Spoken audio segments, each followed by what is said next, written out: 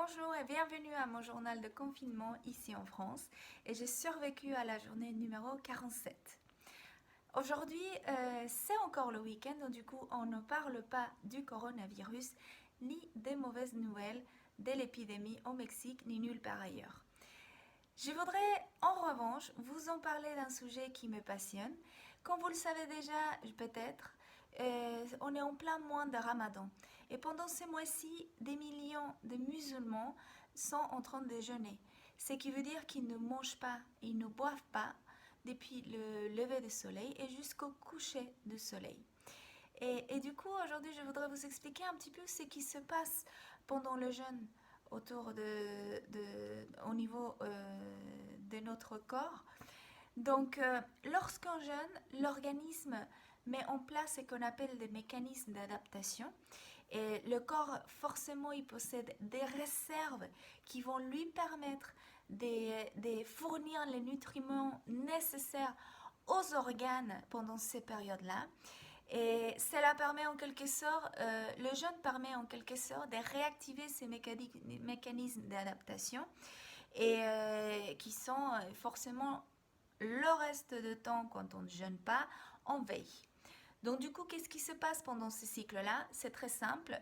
Pendant les gens, il y a le cycle hormonal de l'insuline qui est inversé.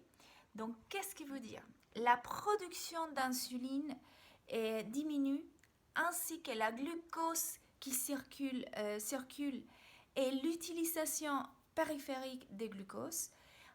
En journée, l'organisme normalement est en état de glycogénolyse, ce qui veut dire que le stock des glycogènes peuvent couvrir jusqu'à 24 heures de jeûne les besoins du corps.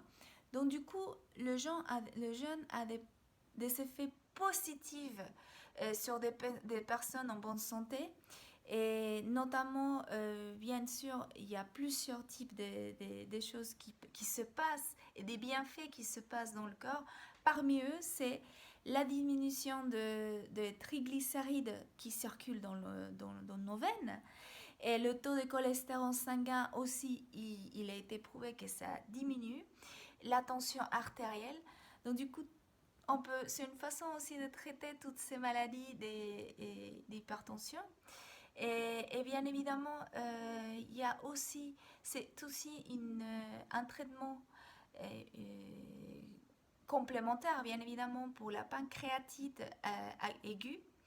Et donc du coup, il y a aussi d'autres traitements alternatifs qui sont utilisés dans des pays comme l'Allemagne. Il existe aujourd'hui des cliniques spécialisées dans le jeûne pour traiter différentes maladies. Il paraît aussi que le jeûne aide à diminuer les impacts et les effets secondaires des chimiothérapies.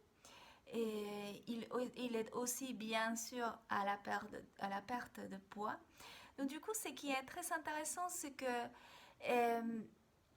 le corps, il est vraiment dans une phase on va dire, des auto-guérisons et de nettoyage. Donc du coup, l'énergie qu'il utilise normalement pour pouvoir digérer les aliments, il est en train de l'utiliser pour se nettoyer et pour se auto-guérir. Donc les types de jeûnes, ils sont pas les mêmes partout. Et on a des jeûnes, ce qu'on appelle les jeûnes secs et les jeûnes humides. C'est les deux types de jeûnes qui existent. Le jeûne humide, c'est tout simplement le fait d'arrêter de manger des aliments et à la place, on fait que boire. Vous pouvez voir de l'eau, des boissons non alcoolisées sont interdites et bien sûr des boissons sans sucre. Et donc du coup, c'est des jeûnes qui normalement sont beaucoup plus longs. On s'est fait minimum de 24 heures. Donc j'ai un collègue au travail qui lui, il fait 2 fois par semaine un jeûne humide, mardi et jeudi. Donc il boit que des boissons, il prend que des boissons, il ne mange pas des aliments solides. L'objectif pour lui, c'est de perdre de poids ou de contrôler plutôt son poids et son taux de cholestérol et des triglycérides et puis d'essayer d'être un petit peu au mieux, de faire au mieux pour être en bonne santé. En revanche, dans l'autre côté, on a le jeûne sec, et c'est celui-là qui ressemble le plus au jeûne des musulmans, parce que dans ce type de jeûne, on ne mange pas, mais aussi on ne boit pas. Donc du coup, ce qui fait que le corps est vraiment en veille, il peut arriver à un état de cétose plus rapidement. Ce qui est important de prendre en compte, c'est que le corps n'arrive pas à être dans un état de jeûne, ce qu'on appelle un état de jeûne, qu'à partir de la 8e heure dans laquelle on a arrêté de manger et de boire. Donc c'est important que quand on va, peu importe le type de jeûne qu'on va utiliser, il faut toujours le faire avec l'aide d'un médecin et le conseil d'une personne spécialiste pour éviter des carences et éviter de mettre en péril notre santé. Il existe aussi le fameux jeûne, je pense que c'est celui-là que vous avez plus entendu parler, à part le jeûne de Ramadan, c'est le jeûne intermittent. Et celui-là, il est coupé en période de temps. Donc ce qui veut dire je peux jeûner minimum c'est 12 heures, donc on jeûne pendant 12 heures et ensuite on mange 12 heures et ensuite on recommence. C'est celui-là, ces gens-là, ils peuvent le faire de façon régulière.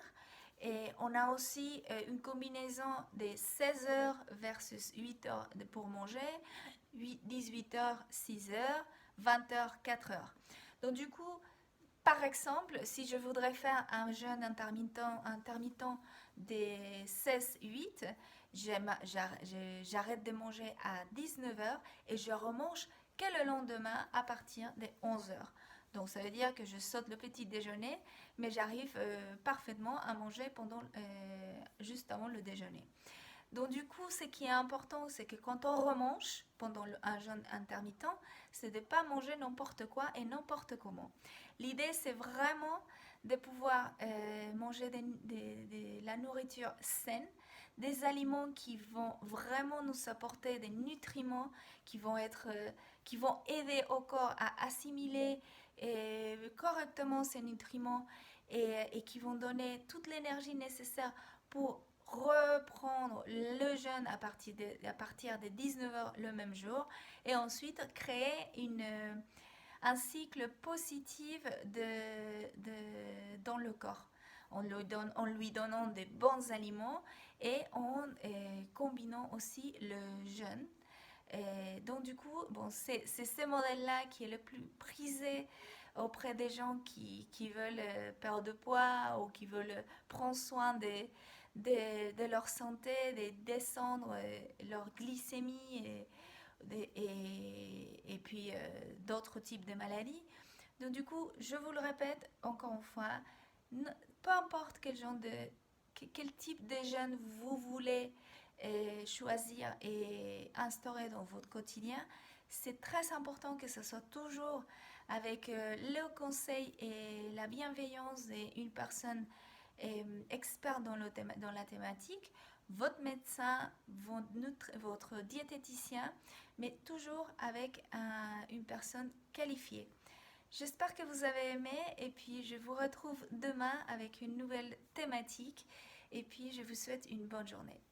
Au revoir.